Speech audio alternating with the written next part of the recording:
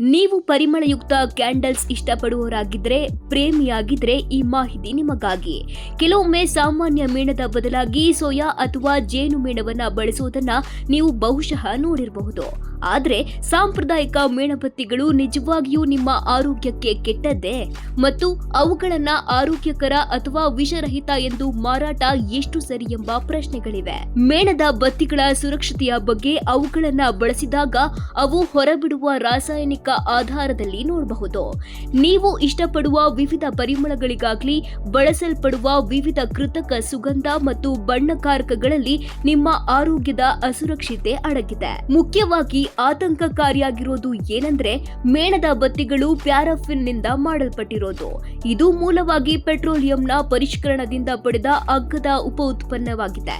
National candle ಅಸೋಸಿಯೇಷನ್ನ ಪ್ರಕಾರ paraffin ಪ್ರಪಂಚದಾದ್ಯಂತ ಹೆಚ್ಚು ಬಳಸಲಾಗುವ ಕ್ಯಾಂಡಲ್ ಮೇಣವಾಗಿದೆ. ಈ ಸಂಘಟನೆ ಯುಎಸ್ನ ಕ್ಯಾಂಡಲ್ ತಯಾರಕರು ಮತ್ತು ಅವರ ಪೂರೈಕೆದಾರರನ್ನ ಪ್ರತಿನಿಧಿಸುವ ಪ್ರಮುಖ ವ್ಯಾಪಾರ ಸಂಘವಾಗಿದೆ.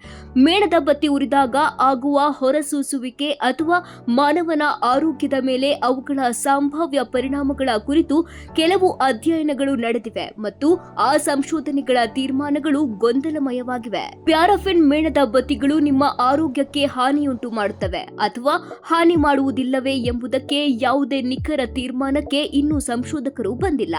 ಈ ವಿಷಯವನ್ನ ಕ್ಲೀವ್ಲ್ಯಾಂಡ್ ಕ್ಲಿನಿಕ್ನ ಲರ್ನರ್ ಕಾಲೇಜ್ ಆಫ್ ಮೆಡಿಸಿನ್ನ ಕ್ಲಿನಿಕಲ್ ಸಹಾಯಕ ಪ್ರಾಧ್ಯಾಪಕರಾದ ಶ್ವಾಸಕೋಶ ಶಾಸ್ತ್ರಜ್ಞ ಡಾಕ್ಟರ್ ಸೋಬಿಯಾ ಫಾರೂಕ್ ಹೇಳಿದ್ದಾರೆ. ಆದರೆ ಆರೋಗ್ಯಕ್ಕೆ ಅಪಾಯಗಳಿದ್ರೆ ಅದು ಮೇಣದ ಬತ್ತಿಯ ತಯಾರಿಕಾ ಪ್ರಕ್ರಿಯೆ, ಬಳಸಲ್ಪಟ್ಟ ರಾಸಾಯನಿಕಗಳು ಮತ್ತು ಗುಣಮಟ್ಟ ಸೇರಿದಂತೆ ವಿವಿಧ ಅಂಶಗಳ ಮೇಲೆ ಅವಲಂಬಿತವಾಗಬಹುದು. ನೀವು ಮನೆಯೊಳಗೆ ಕ್ಯಾಂಡಲ್ಗಳನ್ನ ಎಷ್ಟು ಬಾರಿ ಮತ್ತು ಎಷ್ಟು ಸಮಯದವರೆಗೆ ಉರಿಸ್ತೀರಿ ಮತ್ತು ನೀವು ಅದನ್ನ ಉರಿಸುವ ಜಾಗದಲ್ಲಿ ಗಾಳಿಯ ಹರಿವು, ನಿಮ್ಮ ಪ್ರಸ್ತುತ ಆರೋಗ್ಯ ಸ್ಥಿತಿ ಮತ್ತು ಹೆಚ್ಚು ಎಲ್ಲವೂ ನಿಮ್ಮ ಆರೋಗ್ಯದ ಮೇಲೆ ಕ್ಯಾಂಡಲ್ಗಳ ಪರಿಣಾಮಕ್ಕೆ ಕಾರಣವಾಗಬಹುದು.